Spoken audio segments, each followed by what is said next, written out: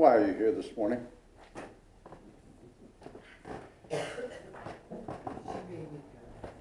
You can answer that or not. It's just a question. The greatest. Okay. I think Socrates said that you ask the greatest questions, but you never have the answers.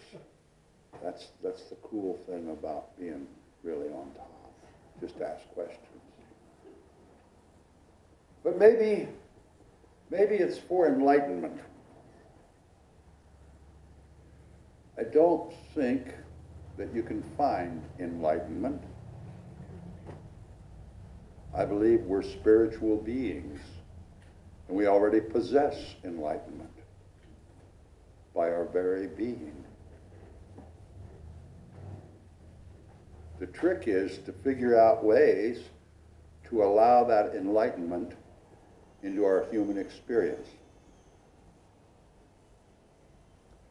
I'd like to think that we come here on Sunday mornings to pick up a few tools for life. There's nothing better than having the right tool for the job. And life offers a lot of challenges and experiences and things that sometimes if we had the right tool, it'd be a little easier. I'm going to tell you a story. It's a true story. Some of my stories could be true very well, but this is absolutely true. It's about having the right tool. A few of you here remember when I was married many, many years ago. And after Nancy moved to Portland, I went through a very dark time. Stacked all the furniture in the corner of the living room and on its end. And didn't cook. I lived in my bedroom and my office in the bathroom with the exception of the coffee pot. Once in a while, the microwave. But after about, 6, 8 months, I was working on a job in Roanoke Park one day, and I decided to have lunch, so I went and I had lunch right next to the grocery store. I thought, I love manwich. And there's nothing better than manwich on a fresh hamburger bun and potato chips and Pepsi. Nothing better. So I went to the grocery store, first time in months and months and months, and I bought a couple cans of manwich, a couple 1-pound packages of ground beef, some really fresh squeezable hamburger buns, big bag of chips. And before I went back to work, I stopped by the house, put the meat in the refrigerator, manwich on the counter, the Pepsi in the refrigerator. I'm looking forward to supper. So I get home, and I open up the ground beef, and I go down to the bottom of the cupboard to get the skillet. That's when I learned that I had not gotten custody of any cooking utensils. So I thought, well, I can scream and cuss for hours, or I can simply get in the car and go get a skillet. So that's what I did. Ran back to Safeway, grabbed one of those big Teflon-coated skillets, came home, washed it, put it on the stove, started browning the ground beef. Okay, I'm going to do this. While the ground beef is browning, I'm going to open the can of manwich. Didn't get custody of the can opener either. Well, I wasn't about to go back to the grocery store to get a can over. I went out to my truck and I got this big old, like a trench knife I use for stripping big wire, and a pair of pliers, and I just butchered the top of the can, squeezed the manwich out of it, and I had supper. The next day, high priority, I went to the store to buy a can opener and some pots and some pans. And I looked at can openers, and they had the little cheap ones for about $4 that always squiz and bend in your hand. And then they had the better ones that were like $15 with the plastic handles and the, but then they had an electric one. I bought, first time in my life, I bought an electric can opener. I still have that can opener. And there's not a time when I open a can that I don't think about all the experiences that led up to getting that can opener, and about how having the right tool can alleviate a lot of stress, distress, anger. And maybe it might be the same way when we pick up these spiritual tools for living. Does everybody in the room have two hands? You have two. Look at them. There's a lot of uses for these hands. But I heard something the other day that kind of rung true. The reason we have two hands, one is for helping somebody else, and one's for helping ourselves. Great tools, if we choose to use them. I'm sure you all have tools. You don't use every tool every day, but you just never know. You might have to open a can, and having a can opener is just very valuable. It's the same thing. It's the same thing when we are discerning different things that happen in our lives, when our perception is working.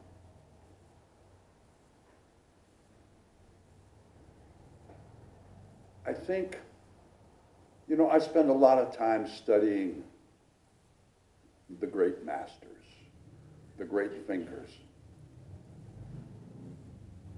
And I think my job is to kind of whittle that down a little bit to where it's some of that wisdom and knowledge can just be a useful tool for us to use once in a while. I see these thinkers, and they spend years and years in contemplation and thought. Most of us don't have the opportunity to join a monastery for 5 or 10 years, or live in an ashram over in India for 5 years, like some of the thinkers do. Most of us, have like lives that are going on with kids and neighbors and family members and jobs and all kinds of crises showing up and drama. And each one of those experiences gives us an opportunity to use these spiritual tools. Compassion is a great tool. I came across a great definition for compassion by Thomas Merton.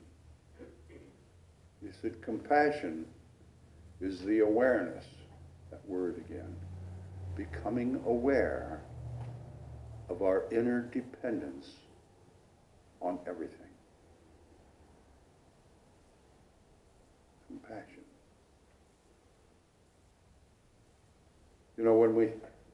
When I was talking about these people that go to the ashram or the monkery and spend years and years in contemplation, and I've got to tell a funny story, and I'm not judging Jack Kornfield down at Spiritual Rock. I think he's a great guy. He's done a marvelous work. It's a marvelous place to go down in Marin. But I watched him I found this just downright funny. I laughed out loud for a very long time. He was on a television interview, and I think it must have been a local PBS station, and he was talking about what value meditation had in his life. And this is the part where it gets funny. He said, my wife and I fight like dogs and cats very often. And he said, meditation helps me, when we get done fighting, meditation helps me calm down and let go of the anger and stuff. And I thought at the time, you said that on television, Jack, but I can't help but think maybe you could come up to Katati and get your little tool about working on relationships and how you leave the anger out of your conversations. Maybe not have to fight with your wife all the time. I thought it was funny. But the tools that we use as we deal with the challenges and the chaos and the drama, we don't use them all the time. We get angry, we get upset, we fight with each other. But if we learn how to use these tools a little more often and be aware that we have some of these tools. I think there's areas in life that we have a shortage of tools. I think it goes into our education system and just as a society. I think there's 3 or 4 things that we don't talk about. We don't have many tools for. And I think I'm going to tackle some of those in the near future. One of them is relationships. Not necessarily your significant other relationship, but just relationships we have with people. Relationships that we have with our universe, with nature, with our natural resources.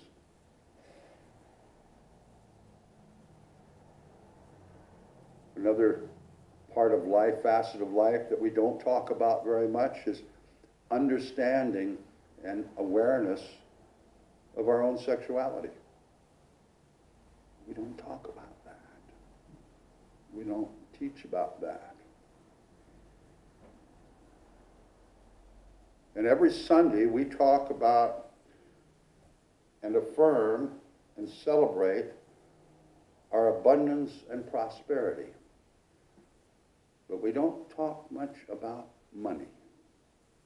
Just money.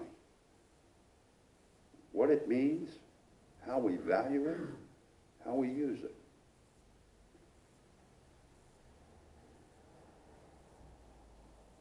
All opportunities to figure out, discover, and develop, learn how to use tools, spiritual truths, gifts for the purpose of enriching our lives. Each one of us in this room can be a gift or a tool for each of us to use. We can look at people who have a certain abundance of kindness. We can learn how to use some of that ourselves. There's people in this room, in our little community here, that have a unbelievable ability for acceptance. And we can learn how to use that. We can borrow that.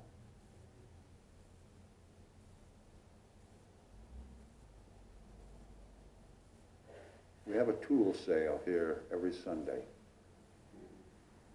You may find something that you'd like to take home with you. Or not. I mean, you all get a chance to see me. I'm adorable. And modest. And humble.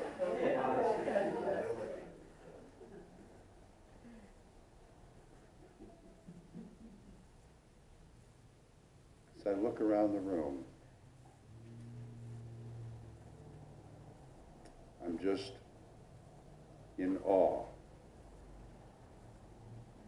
of all of the gifts,